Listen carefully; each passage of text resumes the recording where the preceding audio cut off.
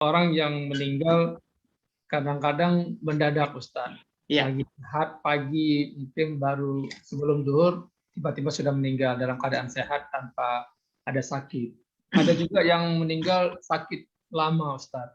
Apakah indikasi ini menunjukkan tingkat ketakwaan dia selama hidupnya? Ustaz, mohon penjelasan. Saya kasih penjelasan agak panjang ini.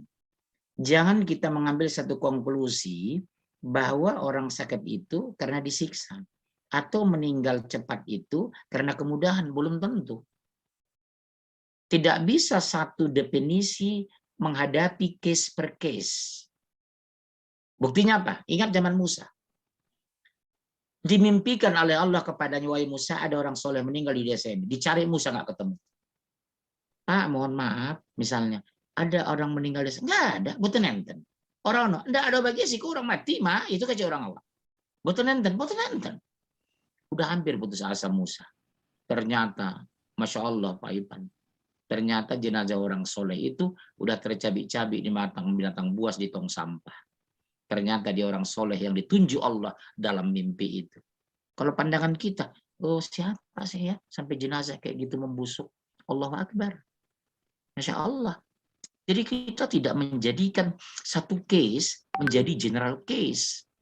Saya tidak berani ngomong orang sakit itu siksaan, orang sehat itu meninggal mendadak tidak sakit menguntungkan. Belum tentu bro. Saya pakai bro aja nih ya. Ya belum tentu bro Yamin.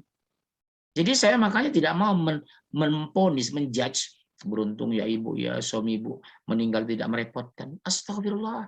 Masa suami meninggal sakit katanya merepotkan? Kan sering kan bahasa di masyarakat kita kan. Ya Allah beruntung ibu ya suami ibu meninggal cuma demam 2 jam meninggal, nggak merepotkan ibu. Itu amal soleh bagi istrinya bro. Boleh jadi dia digaruk dulu nggak sempat ngurus ayahnya. Sekarang stroke suaminya 5 tahun. Menumpuk ibadah dan pahala dia. Boleh jadi itu sebabnya Allah masukkan ke surga. Karena ikhlas mengurus suaminya 5 tahun stroke. Jadi nggak bisa menjudge orang kita. Ya Bu ya mohon maaf. Ya. Yang kedua, ada ucapan sering di media begini. Ya, ini menunjukkan beliau ini orang baik ya, mengantar jenazah 10.000 orang. Mengantar preman aja kalau konnya banyak. Abu Zar yang antar jenazah berapa, Pak? Lebih kurang cuma 7 orang. Dijamin masuk surga. Pemandikan jenazah berapa orang cuma Abu Zar itu? Abu Zar Al-Ghifari. Lebih kurang cuma 7 orang loh, Pak. Tapi dijamin masuk surga tanpa azab dan hisab. Salah satu sahabat yang cintai Rasulullah.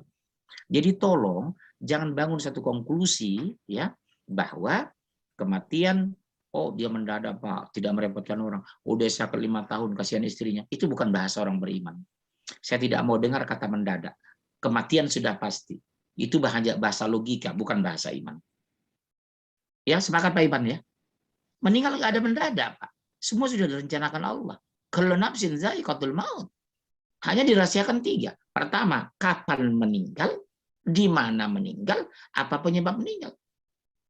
Jangan bangun satu konklusi terhadap kematian seseorang. Contoh begini, ini panjang nanti ceritanya.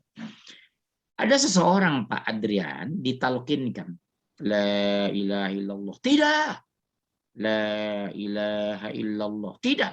Ternyata kata tidak, di waktu yang sama, setan membisikkan di luar Allah. Dia menolak tidak terhadap setannya. Bukan pada la ilaha illallahnya. Ternyata ucapan itu menolak setan tadi, bukan menolak talqin la ilaha illallah.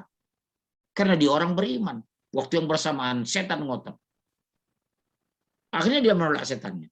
Yang tertangkap oleh orang di situ, kasihan ya, ibadahnya luar biasa. Dia pengurus masjid, begitu ditalkinkan menolak tidak. Ternyata tidaknya menolak setan, bukan menolak talqin.